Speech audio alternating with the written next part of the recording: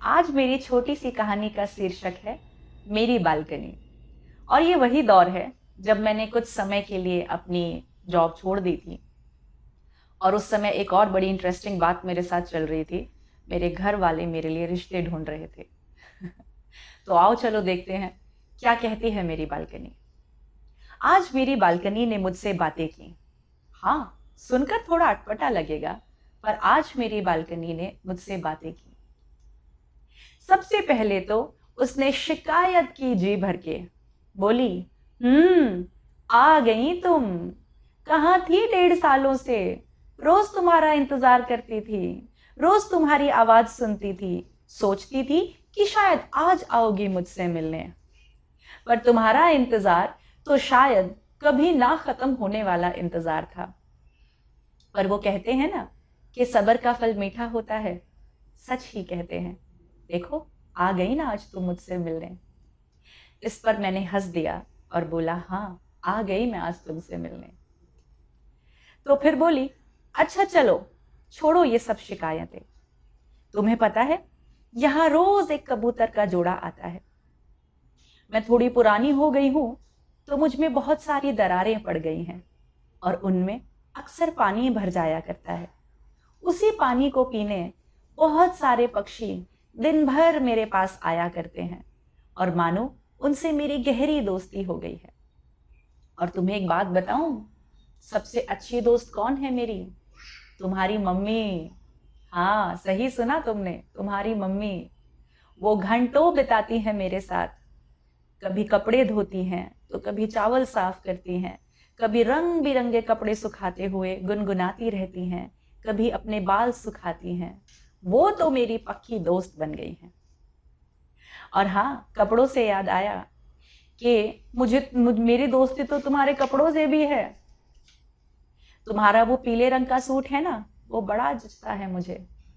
जब तुम उसको पहनकर बाल खोल कर जाती थी तो मुझे लगता था कि तुम्हें रोक कर तुम्हें बताऊं कि तुम कितनी प्यारी लग रही हो। पर तुम्हारे पास तो समय ही ना था। हबड़ तबड़ में रहती थी, भाग जाया करती थी। मैं बोलना चाहती थी, तुम्हें बताना चाहती थी कि देखो, आओ बैठो मेरे साथ, दुनिया कितनी खूबसूरत है। पर तुम तो रहती हमेशा भाग दौड़ में। तुम्हें पता है कि शाम को जब नीचे बच्चे खेलते हैं तो कितने प्यारे लगते हैं। उनकी खिलखिलाहट, नादानियां, लड़ाइयां सब देखती हूं मैं।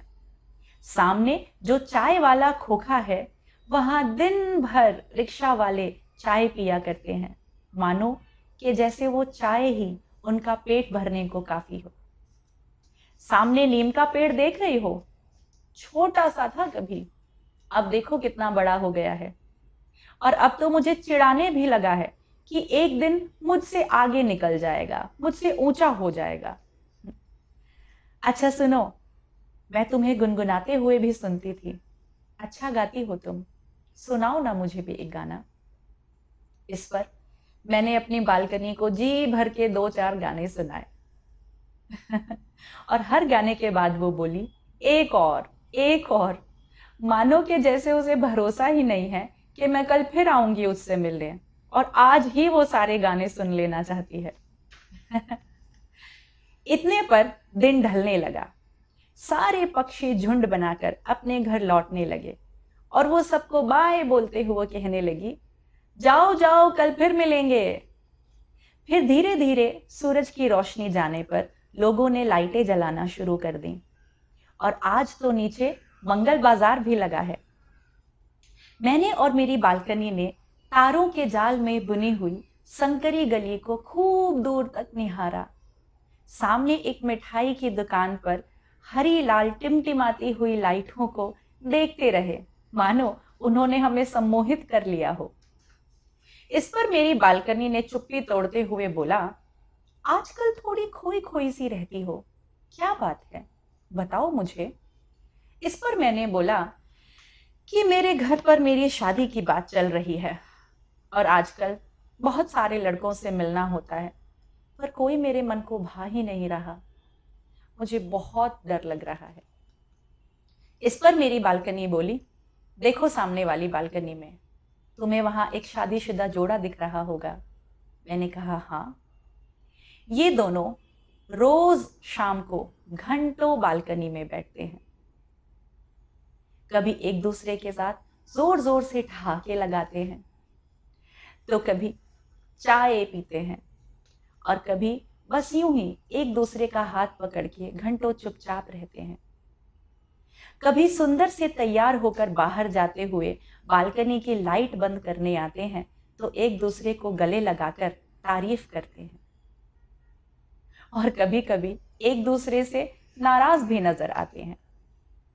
सुनो, शादीशुदा जिंदगी ऐसी ही रंग बिरंगी होती है। तुम भी सारे डर दूर करो और अपनी जिंदगी में ये खूबसूरत रंग भरो। ये कहते कहते मेरी बालकनी जोर जोर से जवाहियां लेने लगी। बोली, चलो चलो, अब मैं थक गई हूं। सुबह रोज सूरज जल्दी मुझे जगा देता है। चिड़िया चिड़चिड़ाहट करके बोलती हैं, अरे उठो, कब तक सोओगी। वो कहते हैं ना, early to bed and early to rise. समझती हो ना तुम।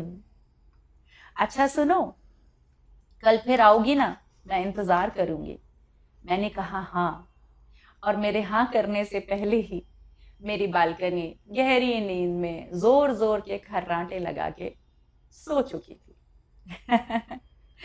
मुझे इतनी मासूम लगी मेरी बालकनी, और मैंने जो उससे वादा किया था कि मैं कल फिर आऊंगी, मैं हर रोज अपनी बालकनी के साथ समय बिताने लगी। और पता चला कि सच में दुनिया कितनी खूबसूरत है, छोटे छोटे एहसास कितने खूबसूरत है। बस इतनी सी थी मेरी कहानी।